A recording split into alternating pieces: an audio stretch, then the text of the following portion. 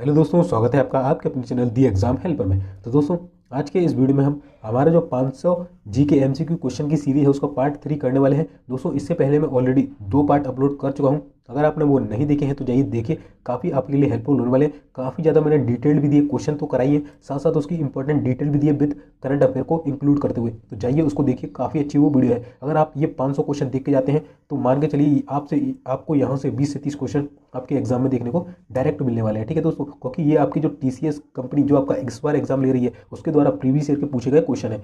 ये एनवीएस की सभी पोस्ट के लिए इंपॉर्टेंट होने वाला है। ठीक है, देखिए दोस्तों, ये दूसरा पार्ट तो जो अपलोड कर दिया है, इन सभी के जो लिंक है आपको वीडियो के डिस्क्रिप्शन में मिल जाएंगे, या हमारे चैनल पर जाएंगे तो आपको जो हमारी एनवीएस की प्लेलिस्ट है उस पर ये सारे वीडियो मिल जाएंगे। और दोस्तों, इससे पहले मैंने एक वीडियो डाली थी ये वाली इंपॉर्टेंट अपडेट वाली, तो अगर आपने ये नहीं देखी है तो जाइए देखिए। साथ ही साथ आपके जो मॉक टेस्ट की लिंक होती है वो भी एक्टिवेट कर दी गई है, तो उसको भी देख लीजिए।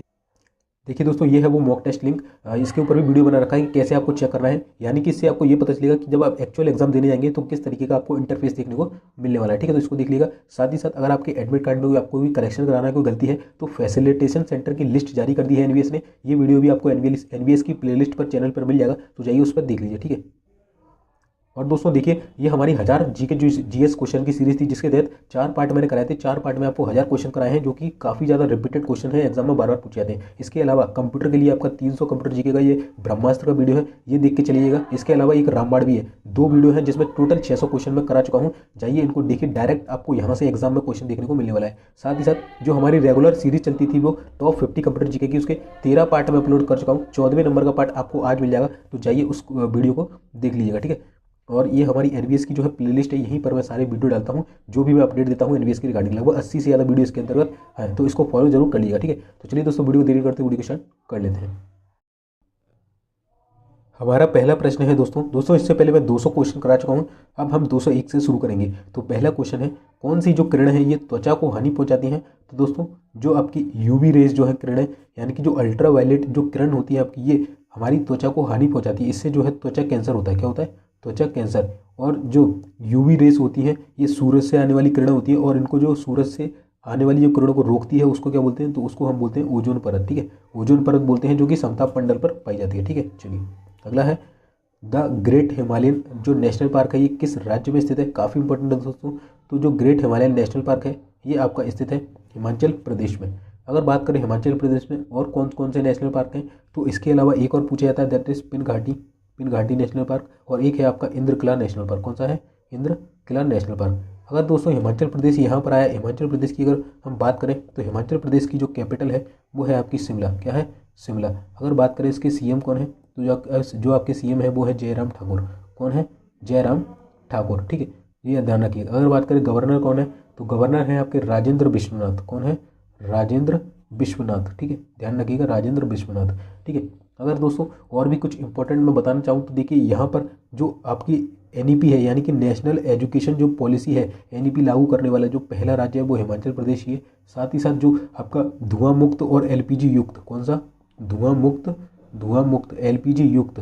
ठीक है, एलपीजी युक्त जो पहला राज्य है वो भी आपका कौन है? वो भी आपका हिमाचल प्रदेश है। और साथ ही साथ जो 100% एलपीजी गैस कनेक्शन वाला राज्य है वो भी आपका हिमाचल प्रदेश है। ठीक है, तो इतनी सारी चीज़ें आपको याद रखनी है हिमाचल प्रदेश से। चलिए अगला है दोस्तों, डैश भारत सरकार का एक बचत बॉन्ड है जिसे भारत में मुख्य रूप से छोटी बचत और आयकर बचत निवेश के लिए प्रयोग किया जाता है। तो कौन सा बॉन्ड है? तो वो आपका बॉन्ड होता है राष्ट्रीय बचत प्रमाण पत्र। राष्ट्रीय बचत प्रमाण पत्र एक भारत सरकार का बचत बॉन्ड है। ठीक है, चलिए अगला है, बुद्ध जो है ये सूर्य से डैश ग्रह, कौन से नंबर का ग्रह है? तो देखिए, अगर मैं क्रम बताने में जाऊँ आपको तो ये आता है आपका सन। सन के बाद जो आता है आपका सबसे पहला ग्रह वो आता है बुध के बाद आता है आपका शुक्र के बाद आती है आपकी पृथ्वी के बाद आता है आपका मंगल, और मंगल के बाद आते हैं आपके जो क्षुद्र ग्रह होते हैं ना, क्षुद्र ग्रह एस्टेरॉयड आते हैं। फिर आता है आपका बृहस्पति के बाद आता है, ठीक है, शनि आता है। फिर अरुण और वरुण आते हैं। कौन आते हैं? अरुण, और फिर आता है वरुण। ठीक है, तो ये आपको ध्यान रखना है। तो सबसे पहला कौन सा है? बुध जो है सूर्य से पहला ग्रह, कौन सा हो जाएगा? पहला। चलिए अगला है दोस्तों कि रायपुर की राजधानी क्या है? तो देखिए, एक और क्वेश्चन आ गया हमारा स्ट्रैटेजी के वाला। तो जो रायपुर की राजधानी है दोस्तों, ये छत्तीसगढ़ की राजधानी है। रायपुर जो है ये छत्तीसगढ़ की राजधानी है। अगर बात करें छत्तीसगढ़ की राजधानी पूछी गई है, अगर आपसे पूछ ले सीएम कौन है, तो सीएम है छत्तीसगढ़ के भूपेश बघेल। कौन है? भूपेश बघेल। अगर पूछे यहाँ के गवर्नर यानी कि राज्यपाल कौन है, दैट इज अनुसुईया उइके। कौन है, अनुसुईया उइके। ठीक है, ये आपको याद रखना है। चलिए, और अगर हम कुछ और रिलेटेड करें तो देखिए यहाँ के अगर टाइगर रिजर्व, देखिए अभी लेटेस्ट जो है 53वां टाइगर रिजर्व बना है, 53वां टाइगर रिजर्व बना है, जो कि है आपका कौन सा है, टाइगर रिजर्व, जो कि आपका बना है गुरु घासीदास और तमोई पिंगला। गुरु घासीदास और जो तमोई पिंगला है, तमोई पिंगला, ये आपका जो लेटेस्ट बना है अभी 53वां टाइगर रिजर्व। ठीक है, तो इसको चीज़ को ध्यान रखना। और कोयला उत्पादन में टॉप पर है आपका झारखंड। ठीक है, कोयला उत्पादन में टॉप पर है छत्तीसगढ़, छत्तीसगढ़। ठीक है, अगला है बिम्बिसार किस साम्राज्य के राजा थे। तो अगर हम बात करें जो बिम्बिसार है, ये आपके हर्यक वंश के राजा थे और हर्यक वंश के संस्थापक थे बिम्बिसार, जो कि आपके जो है मगध साम्राज्य का संस्थापक था। जो बिम्बिसार था ये मगध साम्राज्य जो था इसका संस्थापक था और हर्यक वंश से रिलेटेड था। ठीक है, मगध साम्राज्य का। बात करें इसका पुत्र कौन था, तो पुत्र था अजात शत्रु। कौन था, अजात शत्रु। अजात शत्रु को जो है दोस्तों कुड़िक बोला जाता है। कुड़िक काफ़ी इंपॉर्टेंट है दोस्तों। कुड़िक या पितृहंता बोला जाता है, पितृहंता यानी पिता की हत्या करने वाला। ठीक है, पितृहंता। तो अजात शत्रु ने ही अपने पुत्र बिम्बिसार की क्या की थी, हत्या की थी। ठीक है, तो अगर बात करें अजात शत्रु का पुत्र कौन था, तो दोस्तों अजात शत्रु का जो पुत्र था वो था उदयन। ठीक है, अजात शत्रु जो था इसके अगर पुत्र की बात करें तो इसका जो पुत्र था वो था उदयन। और उदयन ने ही जो आपका वर्तमान में पटना जो है ना दोस्तों, पटना, वो उससे पहले जो पाटलिपुत्र कहलाता था, क्या कहलाता, पाटलिपुत्र। तो उदयन ने पाटलिपुत्र की रचना की थी, जो वर्तमान में क्या है, पटना। ठीक है, तो इतनी सारी जो है जानकारी आपको याद रखनी है। अगला है प्रथम विश्व युद्ध किस वर्ष में शुरू हुआ था। तो प्रथम विश्व युद्ध जो है आपका ये 1914 में शुरू हुआ था और इसका जो कार्यकाल है वो 1914 से 18 तक चला था। चलिए, अगला है दोस्तों कि कालीन किस भाषा का शब्द है। ये आपसे हिंदी में क्वेश्चन पूछा जा सकता है कि जो कालीन है ये किस भाषा का शब्द है। तो कालीन आपका अरबी भाषा का शब्द है। अगला है एक प्रक्षेप गति में 36 के साथ एक बड़ा कोण क्या कहलाता है। तो एक प्रक्षेप गति में 36 के साथ जो बड़ा कोण है ये आपका ऊंचा प्रक्षेप पथ जो है वो पैदा करता है। क्या पैदा करता है, ऊंचा प्रक्षेप पथ। चलिए, अगला है भौतिक मात्रा विद्युत चालकता की इकाई क्या है। तो भौतिक मात्रा जो विद्युत चालकता होती है इसकी इकाई है सीमेंस। ठीक है, तो भौतिक मात्रा विद्युत चालकता की इकाई क्या होती है, सीमेंस। चलिए, अगला है दोस्तों भारतीय राजनीतिक पार्टी सीपीआई का पूरा नाम क्या है। तो दोस्तों एक हमारी भारतीय राजनीतिक पार्टी है दैट इज सीपीआई। सीपीआई का फुल फॉर्म क्या होता है, कम्युनिस्ट पार्टी ऑफ इंडिया। ठीक है, तो यहाँ देखते हैं हम कॉमन पार्टी ये नहीं होगा, कॉमनली ये नहीं होगा, कम्युनिस्ट पार्टी ऑफ इंडिया ये हो जाएगा। ठीक है, तो गा नंबर आंसर हो जाएगा। चलिए, अगला है नेक्स्ट प्रश्न है दोस्तों हमारे संविधान के अनुसार भारत क्या है। तो हमारे संविधान के अनुसार जो भारत एक धर्मनिरपेक्ष राष्ट्र है, यानी कि हमारे भारत में सभी धर्मों को समान जो है नज़रों से देखा जाता है। ठीक है, चलिए, अगला है किस राज्य ने वर्ष 2015-16 में रणजी ट्रॉफी जीती थी। तो इसको हम इस वाले को कैंसिल करते हैं, हम देखते हैं 2019-20 वाली, क्योंकि लेटेस्ट यही है। तो 2019-20 की जो रणजी ट्रॉफी है ये आपकी जीती है सौराष्ट्र ने। किसने जीती है, सौराष्ट्र ने। ठीक है, और अगर उप विजेता की बात करें तो उप विजेता जो रहा था दोस्तों वो था आपका बंगाल। कौन सा था, बंगाल। ठीक है, तो किसने जीती, सौराष्ट्र ने जीती, उप विजेता बंगाल रहा था। इसके अलावा कुछ अन्य ट्रॉफी भी आपसे पूछी जाती हैं, जैसे जो विजय हजारे है ये सभी क्रिकेट से रिलेटेड है दोस्तों। ये भी क्रिकेट से थी और विजय हजारे भी क्रिकेट से है। अगर पूछे विजय हजारे किसने जीती है तो दोस्तों विजय हजारे जो है ये आपकी जीती है हिमाचल प्रदेश ने। किसने जीती है, हिमाचल प्रदेश ने। एक और आती है सैयद मुश्ताक अली ट्रॉफी। तो सैयद मुश्ताक अली किसने जीती है, तो ये जीती आपकी तमिलनाडु ने। किसने, तमिलनाडु ने। और जो 14वां IPL था ये किसने जीता, ये जीता आपका चेन्नई सुपर किंग ने। चेन्नई सुपर किंग ने। और उप विजेता कौन था, तो उप था आपका कौन, कोलकाता। ठीक है, कोलकाता। चलिए, अगला है दोस्तों एवरीवन हैज़ अ स्टोरी। तो एवरीवन हैज़ अ स्टोरी जो लेखक या लेखिका कौन है, तो यह साबी शर्मा। साबी शर्मा की बुक है एवरीवन हैज़ अ स्टोरी। ठीक है, चलिए, अगला है महाराष्ट्र में स्थित अजंता में चट्टानों को काटकर बनाए गए गुफा स्मारक किस धर्म के हैं। तो दोस्तों अजंता में स्थित जो महाराष्ट्र में स्थित अजंता की गुफाएं हैं ये चट्टानों को काटकर यहाँ पर गुफा स्मारक बनाए गए। तो ये किस धर्म से रिलेटेड है, तो ये आपके बुद्ध धर्म से रिलेटेड हो जाएंगे। किससे, बुद्ध धर्म से रिलेटेड हो जाएंगे। अगला है साइना नेहवाल को प्राप्त सर्वोच्च नागरिक सम्मान कौन सा है। तो दोस्तों वो है पद्म भूषण। जो आपका पद्म भूषण है ये साइना नेहवाल को प्राप्त सर्वोच्च नागरिक सम्मान है और ये भारत का तीसरा सर्वोच्च नागरिक सम्मान है। ठीक है, तीसरा। पहला कौन सा है, पहला है भारत रत्न और दूसरा है पद्म विभूषण। कौन सा है, पद्म विभूषण। ठीक है, पद्म विभूषण है, तीसरा है पद्म भूषण। ठीक है, चौथा है पद्मश्री। ठीक है, चलिए, अगला है मानव मूत्र का पीला रंग किसकी वजह से होता है? तो दोस्तों मानव मूत्र का जो पीला रंग है ये होता है आपका यूरोक्रोम की वजह से। तो यूरोक्रोम की वजह से मानव मूत्र का जो रंग है ये पीला हो जाता है। चलिए अगला है पौधों का शिथिल होना की जो डैश होता है इसकी वजह से होता है। तो पौधों का जो शिथिल होना है ये वाष्पो उत्सर्जन की वजह से होता है। तो जो पौधे शिथिल होते हैं ये वाष्पो उत्सर्जन की वजह से होते हैं।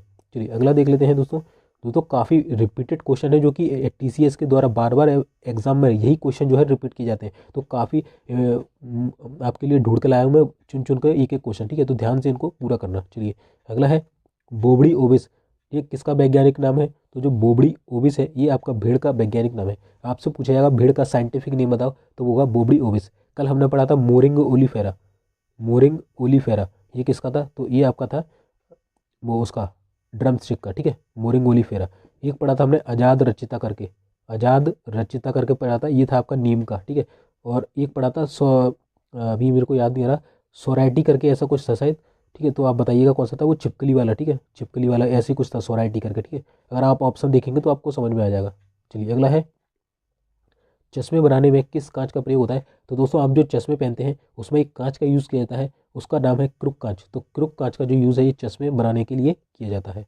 अगला है बोरियम को आदर्श गैस का इलेक्ट्रॉन विन्यास प्राप्त करने के लिए डैश इलेक्ट्रॉनों को खोना होता है। तो जो बोरियम है इसको आदर्श गैस का इलेक्ट्रॉन विन्यास प्राप्त करने के लिए 2 इलेक्ट्रॉनों को खोना होता है, ठीक है। चलिए गणना कंप्यूटिंग करने के जनक के रूप में किसे जाना जाता है? तो कंप्यूटिंग यानी कि कंप्यूटर के जनक के रूप में किसे जाना जाता है? तो सबको मालूम है चार्ल्स बेबेज को जो है जाना जाता है। चलिए अगला है तेलुगु जो है ये डैश की शासकीय भाषा है। तो दोस्तों तेलुगु जो है ये आंध्र प्रदेश की शासकीय भाषा है, यानी कि आंध्र प्रदेश की राज्य भाषा कौन सी है?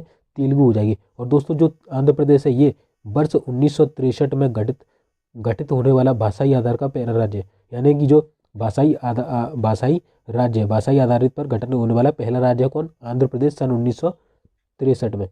चलिए अगला हम बात करें कौटिल्य के अर्थशास्त्र में मुख्य रूप से क्या संबंधित है? वैसे तो अर्थशास्त्र का मतलब होता है इकोनॉमिक्स, बट जो कौटिल्य का जो अर्थशास्त्र है इसमें मुख्य रूप से जो संबंधित है ये है राजनीतिक राज्य शिल्प से, यानी कि राजनीति और राज्य शिल्प से संबंधित है, ठीक है। चलिए अगला है पूर्ण रोजगार का स्तर वह होता है जिस पर डैश होता है। तो पूर्ण रोजगार का स्तर वह होता है जिसमें कोई भी आवर्ती बेरोजगारी नहीं होती, ठीक है ना। तो पूर्ण रोजगार का स्तर होता है जिसमें कोई भी आवर्ती बेरोजगारी नहीं हो। अगला है पौधे भोजन का निर्माण करने के लिए निम्नलिखित में से किससे ऊर्जा प्राप्त करते हैं? तो दोस्तों पौधे जो है ये प्रकाश संश्लेषण की क्रिया के द्वारा, ठीक है, प्रकाश संश्लेषण की क्रिया करते हैं और इसके द्वारा जो ऊर्जा ये लेते हैं ये लेते हैं आपका सूर्य से। किससे लेते हैं? सूर्य से। तो सूर्य से ऊर्जा प्राप्त करते हैं पौधे, ठीक है, तो क्या हो जाएगा? सूर्य हो जाएगा आंसर। चलिए अगला है दोस्तों सुंदरबन टाइगर रिजर्व, ये किस राज्य में स्थित है? तो दोस्तों जो आपके सुंदरबन टाइगर रिजर्व है ये आपका स्थित है पश्चिम बंगाल में। दोस्तों जो पश्चिम बंगाल है यहाँ पर स्थित आपका सुंदरबन टाइगर रिजर्व। इसके अलावा आपका और भी जो है जैसे कि बुक्सा टाइगर रिजर्व हो जाएगा। इसके अलावा जो जलधापरा नेशनल पार्क है, जलधापरा नेशनल पार्क, ठीक है, ये भी आपका यहीं पर स्थित है। चलिए अगला है, और दोस्तों सुंदरबन का डेल्टा भी यही है, सुंदरबन का डेल्टा जो कि भारत का यानी विश्व का सबसे बड़ा डेल्टा है, जो कि गंगा और ब्रह्मपुत्र नदियों के किनारे पर बनता है। अगला है मूल्य वर्धित कर को किस पर लागू किया जाता है? तो मूल्य वर्धित यानी कि मूल्य को बढ़ाना, तो मूल्य को जो बढ़ेगा उस कर को किस पर लागू किया जाता है? तो मूल्य पर लागू किया जाता है, ठीक है, तो मूल्य वर्धित कर को मूल्य पर लागू किया जाता है। अगला है पृथ्वी की परिधि लगभग कितनी है? तो दोस्तों जो हमारी पृथ्वी है इसकी जो परिधि यानी कि जो पेरीमीटर है वो कितना है? तो वो है 40,000 किलोमीटर। अगला है आकार के संदर्भ में मंगल का हमारे सौरमंडल में डैश स्थान है। तो अभी मैंने बताया था आपको जो सूर्य से दूरी के क्रम में अगर आकार में पूछ ले तो आकार के संदर्भ में मंगल का जो स्थान है वो है 7वां, यानी कि जो 8 ग्रह हैं उसमें से 7वां जो आकार है यानी कि छोटा, सबसे छोटा कौन सा हो जाएगा? सबसे छोटा बुध हो जाएगा, उससे बड़ा कौन सा है? मंगल हो जाएगा आपका, ठीक है, 7वें नंबर का। चलिए अगला है किस विश्व विरासत स्मारक को मुगल वंश के कब्रिस्तान के रूप में लोकप्रियता हुई थी? तो ऐसी कौन सी विश्व विरासत है जिसे मुगल वंश के कब्रिस्तान के रूप में जाना जाता है? तो वो है आपका हुमायूं का मकबरा। जो हुमायूं का मकबरा है इसे मुगल वंश के कब्रिस्तान के रूप में जाना जाता है। और जो हुमायूं का मकबरा है इसे पूर्व का ताजमहल भी कहते हैं। क्या कहते हैं? पूर्व का ताजमहल, ठीक है, पूर्व का ताजमहल। चलिए, और दोस्तों एक चीज़ और बता दूँ, जो हुमायूं था, हुमायूं के बीच और जो शेर शाह सूरी था, शेर शाह सूरी, ठीक है, शेर शाह सूरी के बीच दो युद्ध होते हैं। एक था 1939 का चौसा का युद्ध, ठीक है, चौसा का युद्ध काफ़ी पूछा जाता है दोस्तों कि 1539, 1500 करना है इसको, ठीक है, 1539, और दूसरा था 1540, ठीक है, 1539 का चौसा और 1540 था इसका जो युद्ध था, ये था कन्नौज या बिलग्राम का युद्ध, कन्नौज या बिलग्राम का युद्ध, ठीक है। तो ये दोनों युद्ध काफ़ी पूछे जाते हैं दोस्तों, बार बार एग्जाम में रिपीट होते हैं, ठीक है। चलिए, अगला है, प्रियंका चोपड़ा के द्वारा प्राप्त किया गया सर्वोच्च नागरिक सम्मान कौन सा है? तो ये आपका पद्मश्री। तो पद्मश्री जो है प्रियंका चोपड़ा को मिलने वाला सर्वोच्च नागरिक सम्मान है। अगला है, कौन सी गुफाएं मुंबई हार्बर में स्थित शिल्प गुफाओं का एक नेटवर्क है? तो जो मुंबई हार्बर में स्थित शिल्प गुफाएं हैं, ये किसका नेटवर्क है? तो ये आपका नेटवर्क है एलिफेंटा का। किसका? एलिफेंटा की गुफाओं का। चलिए, अगला है, देश के 100 से 200 सेंटीमीटर औसत वार्षिक वाले भागों में कैसी वनस्पति पाई जाती है? तो देश के 100 से 200 सेंटीमीटर औसत जो वर्षा वाले भाग हैं, उनमें ऊसडार्द पतझड़ वाले वन जो होते हैं, ये वाली वनस्पति पाई जाती है। चलिए, अगला है, राष्ट्रीय फिल्म पुरस्कारों का जो प्रारंभ है ये किस वर्ष हुआ था? यानी कि जो नेशनल फिल्म अवार्ड है ये कब से स्टार्ट दिए गए? तो ये किए गए थे 1973 से। चलिए, अगला है दोस्तों, किस दवा का ऑस्टियोपोरोसिस के इलाज में प्रयोग किया जाता है? तो जो दवा है जिसका यूज़ ऑस्टियोपोरोसिस इलाज के रूप में किया जाता है वो है आपकी राइसड्रोनेट, ठीक है, राइसड्रोनेट। तो देखिए टीसीएस मतलब किस किस लेवल के क्वेश्चन पूछता है, ठीक है, तो मतलब काफ़ी अच्छे लेवल के टीसीएस क्वेश्चन पूछता है दोस्तों, ठीक है। और दोस्तों इससे पहले एक करेक्शन करा दूं मैं कि जो इससे पहले मैंने लेजर के आविष्कारक का नाम बताया था वो शायद उस ऑप्शन में गलत प्रिंट हो गया था। जो इसका सही आंसर होगा वो होगा थियोडोर मैनर, ठीक है, थियोडोर मैनर, ठीक है। तो ये इसका सही आंसर हो जाएगा लेजर के जो आविष्कारक है उनका, ठीक है, तो ध्यान रखिएगा इस चीज़ को। चलिए, अगला है, कवक का मांसल यानी कि बीजाणु धारण करने वाला पहला अंग है। तो कवक का यानी कि डैश जो है कवक का मांसल यानी बीजाणु धारण करने वाला फलने वाला जो अंग है, तो कौन सा हो जाएगा दोस्तों? तो ये हो जाएगा आपका कुकुरमुत्ता, कुकुरमुत्ता इसका सही आंसर हो जाएगा। चलिए, अगला है, कुल भौगोलिक क्षेत्र के रूप में सर्वाधिक वन क्षेत्र वाला राज्य है। तो कुल भौगोलिक क्षेत्र के रूप में जो सर्वाधिक वन क्षेत्र वाला राज्य है वो है मिजोरम। मिजोरम ये प्रतिशत में होगा दोस्तों, जो कुल भौगोलिक क्षेत्र है उसका सर्वाधिक प्रतिशत वाला क्षेत्रफल होगा वो होगा मिजोरम, ठीक है दोस्तों। चलिए, जो अभी लेटेस्ट 2021 की वन रिपोर्ट आई है, चलिए मैं आपको उसके बारे में थोड़ी डिटेल दे देता हूँ कि क्या क्या उसमें बोला गया है, ठीक है। चलिए, तो दोस्तों देखिए ये है भारत वन स्थिति रिपोर्ट 2021। काफ़ी इससे क्वेश्चन बनते हैं। सबसे पहला क्वेश्चन बनता है कि इसे किसने जारी किया? तो पर्यावरण और वन मंत्री हैं हमारे भूपेंद्र यादव, इन्होंने इस रिपोर्ट को जारी किया 13 जनवरी 2022 को। और ये भारत की जो वन क्षेत्र की रिपोर्ट है ये 17वें नंबर की थी। कौन सी? 17वें नंबर की रिपोर्ट थी, ध्यान रखना 17वें नंबर की रिपोर्ट थी। और इसे किसके द्वारा जारी किया जाता है? तो इसे FSI यानी कि फॉरेस्ट सर्वे ऑफ इंडिया यानी कि भारतीय वन सर्वेक्षण के द्वारा जारी किया जाता है। इसका मुख्यालय उत्तराखंड में, और यह प्रत्येक 2 वर्षों के अंतराल पर प्रकाशित की जाती है। पहली रिपोर्ट की बात करें तो वो सन 1927 में जारी की गई थी, ठीक है, प्रत्येक 2 वर्ष बाद, और 1987 में पहली, और इस बार कौन सी है? 17वीं। किसने जारी की? भूपेंद्र यादव ने, ठीक है। तो ये हो गया आपके पॉइंट। और कौन जारी करता है? FSI करती है, ठीक है। चलिए, अगर पूछे इसके जो प्रमुख फैक्ट हैं, आपसे कुछ फैक्ट पूछे जाते हैं, जैसे कि देश में इस समय कुल वन एवं वृक्षावरण कितना है?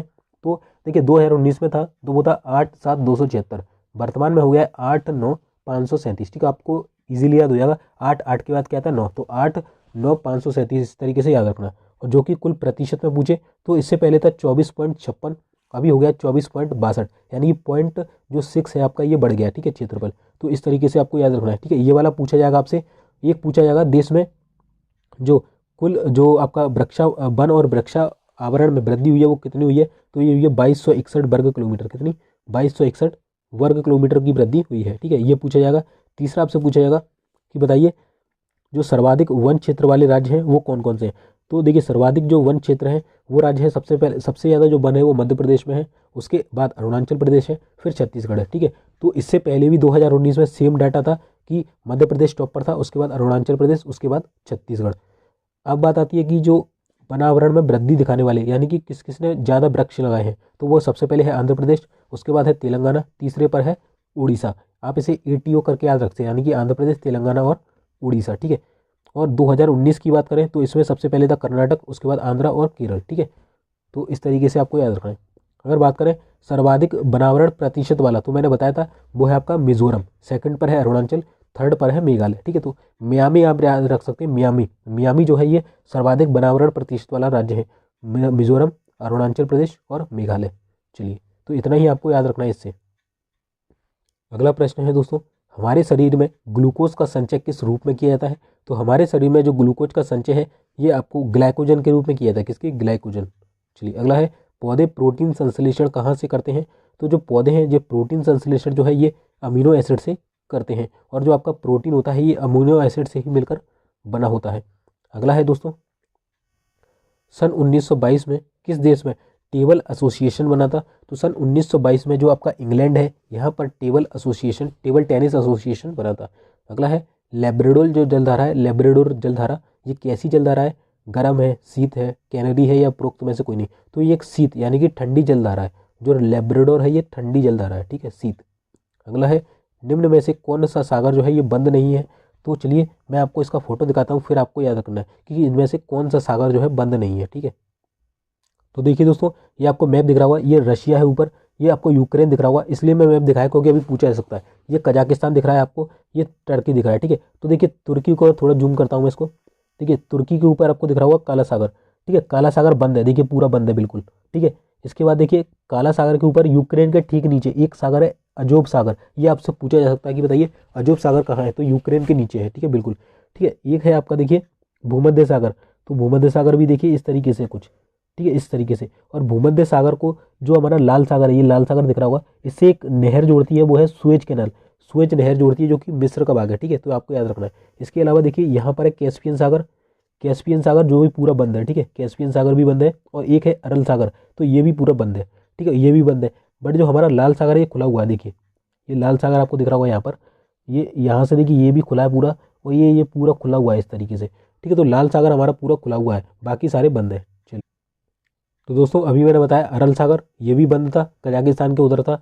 लाल सागर ये खुला था। ठीक है ना, सुएज नहर इसी से जुड़ती है। ठीक है, काला सागर बंद था जो कि टर्की के ऊपर है, और कैस्पियन सागर भी बंद था जो कि कजाकिस्तान के पास है। तो आंसर हो जाएगा बंद नहीं है लाल सागर। चलिए, अगला है किस देश में करेन नामक जनजातीय समूह पाए जाते हैं? तो ये है आपका म्यांमार और थाईलैंड। म्यांमार और थाईलैंड में करेन नामक जनजातीय समूह पाए जाते हैं। अगला है किसके सहयोग से भारत में ईवीएम यानी कि इलेक्ट्रॉनिक वोटिंग मशीन को चुनाव आयोग के द्वारा तैयार और डिज़ाइन किया गया था? तो दोस्तों ये है आपका डीआरडीओ और केंद्रीय इलेक्ट्रॉनिक्स लिमिटेड। ठीक है, तो डीआरडीओ और सेंट्रल इलेक्ट्रॉनिक्स लिमिटेड के द्वारा आपका जो है ईवीएम को तैयार किया गया था। अगला है किस ईस्वी में नालंदा विश्वविद्यालय का पूर्ण रूप से जो विनाश हुआ था, यानी कि ये पूरी तरह से बर्बाद हो चुका था? तो वो था आपका 1193 में आपका जो नालंदा विश्वविद्यालय है इसका पूरा विनाश हो गया था। अगर बात करें नालंदा विश्वविद्यालय की स्थापना कब होती है, किसने की? तो 450 ईसा पूर्व में इसकी स्थापना होती है, और जो इसकी स्थापना की थी वो की थी कुमारगुप्त प्रथम ने। किसने की थी? कुमारगुप्त प्रथम ने। ठीक है, अगर पूछे इसको बर्बाद किसने किया, नष्ट किसने किया था, तो ये किया था बख्तियार खिलजी ने। किसने? आपसे पूछ सकता है।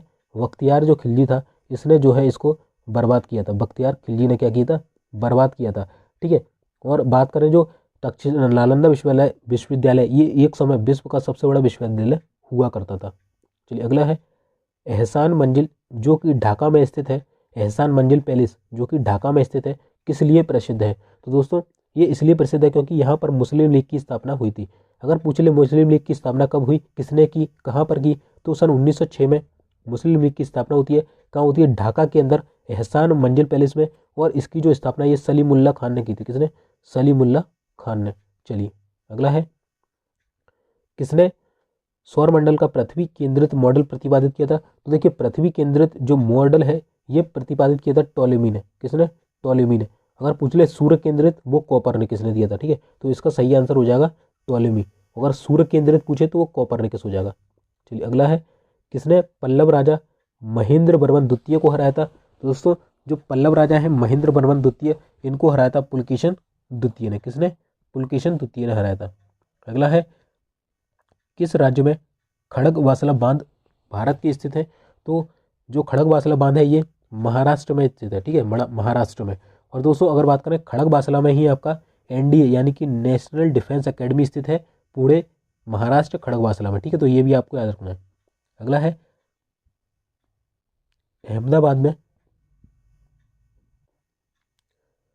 अहमदाबाद में साबरमती आश्रम किसने स्थापित किया था? तो दोस्तों जो अहमदाबाद है इसमें साबरमती आश्रम, इससे पहले भी मैं बता चुका हूँ पूरी डिटेल, तो मोहनदास करमचंद गांधी ने किया था, ठीक है। चलिए अगला है दोस्तों, निम्न में से कौन से देवता जो है चोल मंदिरों के प्रमुख थे? तो जो चोल मंदिर है इनमें जो देवता प्रमुख थे वो थे शिव जी, ठीक है। कौन थे? शिव जी। अगला है अश्वपति को कहाँ के राजा कहते थे या कहाँ के राजा थे? जो अश्वपति थे ये कहाँ के राजा थे? तो ये कैकई के राजा थे अश्वपति। चलिए अगला है नेपोलियन फ्रांस का सम्राट किस वर्ष में बना था? तो जो आपका नेपोलियन है ये फ्रांस का सम्राट सन 1804 में बना था। कब बना था? सन 1804 में फ्रांस का सम्राट बना था। अगला है निम्न में से कौन सा विकल्प संयुक्त राष्ट्र संघ की धारा 22 से संबंधित है? तो संयुक्त राष्ट्र संघ की धारा 22 से जो संबंधित है वो है आपका मैंडेट व्यवस्था। कौन सी व्यवस्था? मैंडेट व्यवस्था जो है संबंधित है धारा 22 से। अगला है किसकी उप योजना के रूप में राष्ट्रीय केसर मिशन लॉन्च किया गया था? तो दोस्तों केसर क्या है? एक खेती है, एक प्रकार का मतलब फल है ना, जड़ी बूटी कह सकते हैं। तो ये मतलब खेती से रिलेटेड हो रहा है। तो किसकी उपयोजना के रूप में राष्ट्रीय केसर मिशन लॉन्च किया गया था? तो राष्ट्रीय कृषि विकास योजना, ठीक है। चलिए अगला है कुल कितनी संख्या में अंतर्राष्ट्रीय न्यायालय में न्यायाधीशों की संख्या होती है? यानी कि जो अंतर्राष्ट्रीय न्यायालय है इसमें जो न्यायाधीशों की संख्या है वो कितनी होती है? तो वो होती है दोस्तों 15। अगर बात करें जो अंतर्राष्ट्रीय मुख्यालय है इसकी स्थापना कब हुई, इसका मुख्यालय कहाँ है? तो मुख्यालय हो जाएगा शांति महल palace the Hague. Shanti Mahal palace the Hague कहाँ पर हो जाएगा? The Hague. द हेग जो है नीदरलैंड्स का एक शहर है। अगर बात करें स्थापना कब हुई तो इसकी स्थापना 1945-46 में हुई थी। 45 में स्थापना हुई, 46 में कार्य करना स्टार्ट किया था। अगर बात करें इसके वर्तमान प्रमुख कौन है तो वो है जॉन डोंग्यू करके हो जाएंगे, ठीक है। चलिए अगला है दोस्तों निम्न में से किस लिए वर्ष 1896 का कांग्रेस अधिवेशन जाना जाता है? तो दोस्तों वर्ष 1896 का कांग्रेस अधिवेशन, इससे पहले मैंने बताया था कि यहाँ पर हमारा भारत का राष्ट्रगीत जो है पहली बार गाया गया था सन 1896 में, ठीक है। और इसका जो अधिवेशन है ये कहाँ हुआ था? तो ये हुआ था कलकत्ता में। कहाँ हुआ था? कलकत्ता में हुआ था। और इसकी जो अध्यक्षता है ये की थी एम रहीमतुल्ला सयानी ने। किसने? एम रहीमतुल्ला सयानी ने, ठीक है। तो याद रखना। और इसके अलावा जो 1911 वाला अधिवेशन है जो कि कलकत्ता में हुआ था, किसमें? कलकत्ता में, जिसकी अध्यक्षता की थी विष्णुधर नारायण ने। किसने? विष्णु नारायण धर ने की थी। ये इसमें क्या गाया था? तो इसमें जनगण मन गाया गया था। जनगण मन। दोनों क्वेश्चन काफी इंपॉर्टेंट है दोस्तों, काफी पूछे जाते हैं, ठीक है। चलिए अगला है 51वां देश कौन सा था जिसने संयुक्त राष्ट्र संघ चार्टर पर हस्ताक्षर किए थे? तो दोस्तों जो 51वां देश था वो था आपका पोलैंड, जिसने संयुक्त राष्ट्र संघ पर हस्ताक्षर किए थे। अगला है किसने कबूलियत और पट्टा शुरू किया था? तो दोस्तों जो कबूलियत और पट्टा है ये शुरू किया था शेर शाह ने। शेर शाह की बात करें तो शेर शाह के बचपन का नाम था या अन्य नाम बोले तो वो था आपका फरीद खां। शेर शाह का जो मूल नाम या असली नाम था वो था फरीद खां। और मैंने अभी बताया था कि हुमायूं और शेर शाह के बीच 2 युद्ध होते हैं, एक 1539 का चौसा का युद्ध और एक होता है आपका 1540 का कन्नौज या बिलग्राम का युद्ध, ठीक है। कन्नौज या बिलग्राम का युद्ध, ठीक है। तो दोनों ही आपको याद रखने हैं, ठीक है। काफ़ी पूछे जाते हैं दोस्तों। हुमायूं के साथ हुई थी। और शेर शाह सूरी के काल में ही जो है आपके जो मलिक मोहम्मद जायसी है ना, मलिक मोहम्मद जायसी, इन्होंने पद्मावत की रचना की थी। पद्मावत की किसमें? पश्चिमी अवधि में की थी। और शेर शाह सूरी का जो मकबरा है ये कहाँ स्थित है? तो ये सासाराम बिहार में स्थित है। कहाँ स्थित है? सासाराम बिहार में। चलिए अगला क्वेश्चन है दोस्तों,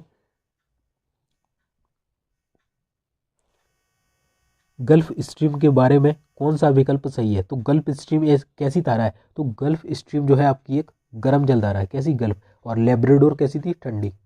अगला है गौतमीपुत्र सातकर्णी की उपलब्धियों का नासिक शिलालेख निम्न में से किसने लिखा था?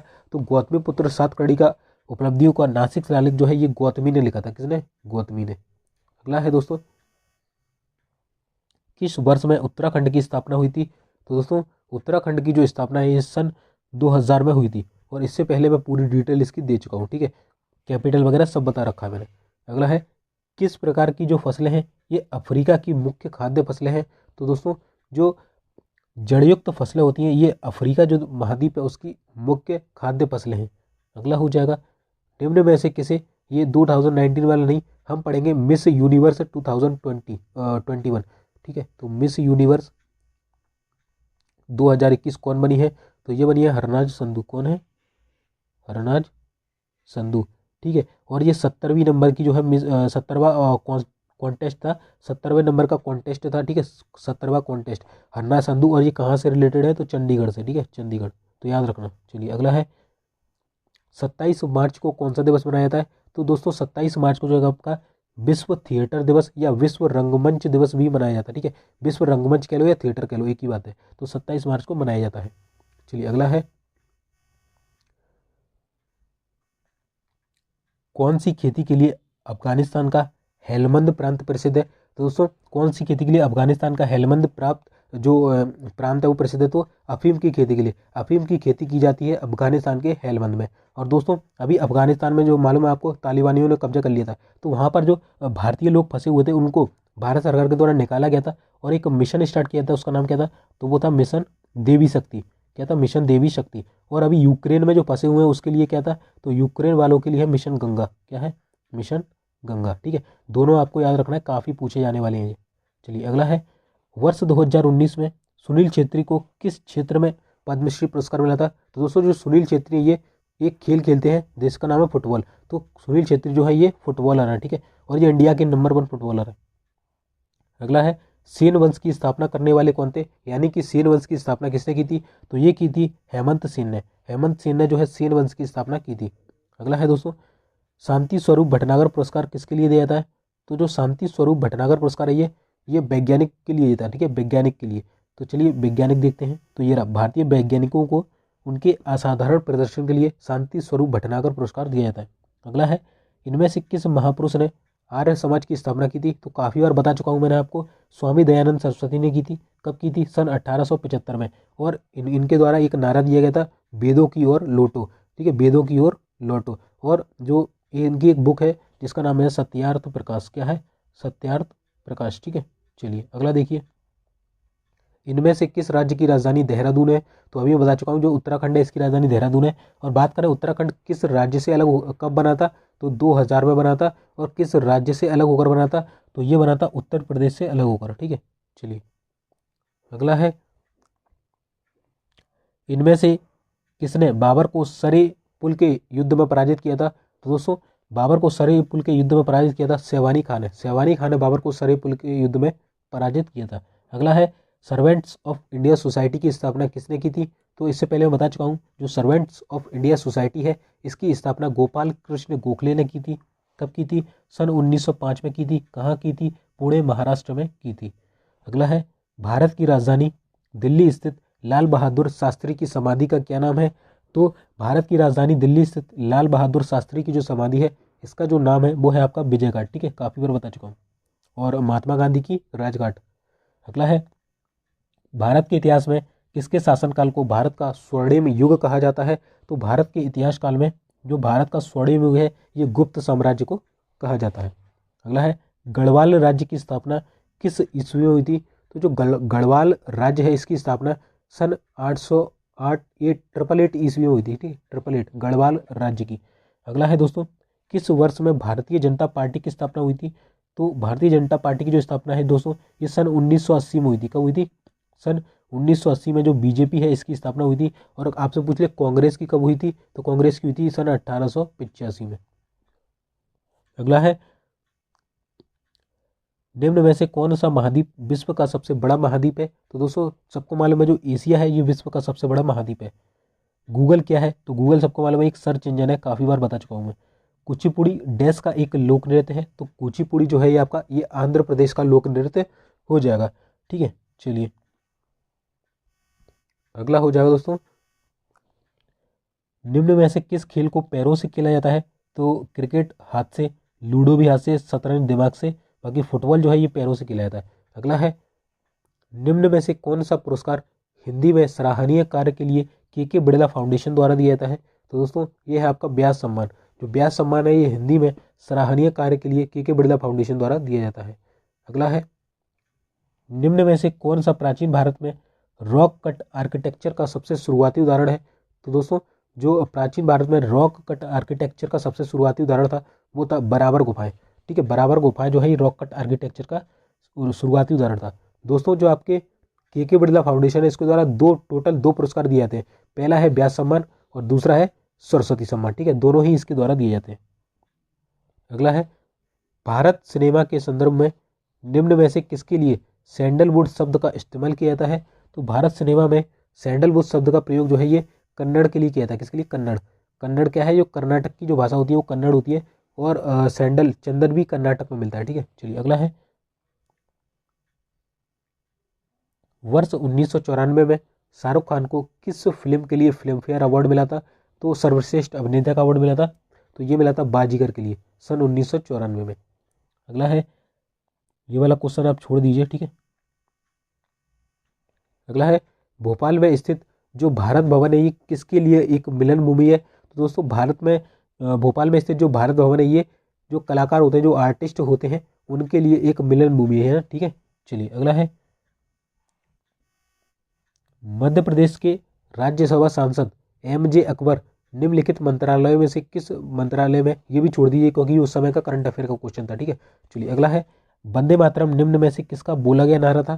तो ये सबको मालूम है जो वंदे मातरम है ये बंकिम चंद्र चटर्जी के द्वारा बोला गया था। इनका एक उपन्यास है आनंद मठ, आनंद मठ से ये लिया गया। ठीक है, आनंद मठ। चलिए अगला है निम्न में से किस प्रदेश का एजुथचान पुरस्कार सर्वोच्च साहित्य पुरस्कार है? तो दोस्तों जो एजुथचान पुरस्कार जो सर्वोच्च साहित्य पुरस्कार है ये केरल का सर्वोच्च साहित्य पुरस्कार है। ठीक है, अगला है भारत में एक राज्य किन स्थितियों में बाजार से उधार ले सकता है? अगर कोई राज्य है भारत में, मान के चलिए मध्य प्रदेश है, तो वो किस स्थिति में बाजार से उधार ले सकता है? तो केंद्र की सहमति से। अगर केंद्र की सहमति होगी तभी वो बाजार से जो है उधार ले सकता है। चलिए अगला है तीसरी बौद्ध संगीति अशोक ने निम्न में से कहाँ आयोजित कराई थी? तो दोस्तों तीसरी जो बौद्ध संगीति है ये अशोक के द्वारा पाटलिपुत्र में आयोजित की गई थी। ठीक है, चलिए और इसके समय जो, चलिए ये इतना ही रखते हैं। अगला है दोस्तों, देखिए काफ़ी इंपॉर्टेंट प्रश्न है दोस्तों। अगर देखिए डायरेक्ट अगर आपसे पूछता हूँ मिर्च के सोरे सोरे और बिना भुजे चूने को किस नाम रासायनिक सूत्र क्या है, तो आप नहीं बता पाते। बट ऑप्शन में ये भी दिया था सोडियम नाइट्रेट, पोटेशियम नाइट्रेट और कैल्शियम ऑक्साइड। तो अब आप समझ जाएंगे सोडियम यानी कि Na की बात हो रही है, नाइट्रेट यानी कि NO3 की बात हो रही है। तो अब देखते हैं NaNO3 का है, तो इसमें नहीं है, इसमें नहीं है, इसमें नहीं है, इसमें हो जाएगा। ठीक है, तो NaNO3 यानी कि सोडियम नाइट्रेट, पोटेशियम यानी KNO3 और कैल्शियम ऑक्साइड यानी कि Ca और O कैल्शियम ऑक्साइड। ठीक है, तो ये इस तरीके से आप याद रख लेंगे। अगर आपसे पूछता है मिर्च के सोरे तो ये बोलते हैं सोडियम नाइट्रेट को, सोरे पोटेशियम नाइट्रेट को और बिना बुझा हुआ चूना कैल्शियम ऑक्साइड को। ठीक है, अगला है पहला भारतीय एकीकृत बागवानी जिला भारत के किस राज्य में है? तो दोस्तों पहला भारतीय एकीकृत बागवानी जो जिला है ये भारत के गुजरात राज्य में स्थित है। अगला है निम्न में से कौन सा ग्रामीण इंफ्रास्ट्रक्चर डेवलपमेंट फंड की व्यवस्था करता है? तो दोस्तों जो आपका नाबार्ड है ये ग्रामीण इंफ्रास्ट्रक्चर डेवलपमेंट फंड की व्यवस्था करता है। बात करें इसका फुल फॉर्म क्या होता है, तो national bank for agriculture rural and development. ठीक है, इसकी स्थापना पूछी जाती है तो 12 जुलाई 1982 कब 12 जुलाई 1982 को हुई थी शिवरामन समिति की सिफारिश पर। ठीक है, ध्यान रखना। और इसके वर्तमान प्रमुख की बात करें तो वो है आपके गोविंद राजुलू चिंताला। कौन है? गोविंद राजुलू चिंताला। ठीक है, चलिए अगला है WPI सूचकांक की आवृत्ति क्या होती है, यानी कि होल प्राइस इंडेक्स की आवृत्ति, यानी कि ये कब कब जारी किया जाता है? तो प्रत्येक महीने जारी किया जाता है, यानी कि मासिक तौर पर जारी किया जाता है। अगला है किस केंद्र शासित प्रदेश में सैडल पीक राष्ट्रीय उद्यान, काफी इंपॉर्टेंट है दोस्तों, कई बार पूछा गया है कि सैडल पीक चोटी पूछ ले या राष्ट्रीय उद्यान पूछ ले। ठीक है, तो ये कहाँ स्थित है? तो ये अंडमान व निकोबार समूह में स्थित है। चलिए अगला है पृथ्वी को घूर्णन के दौरान 1 डिग्री देशांतर को पार करने में कितना समय लगता है? तो दोस्तों इसको लगता है 4 मिनट।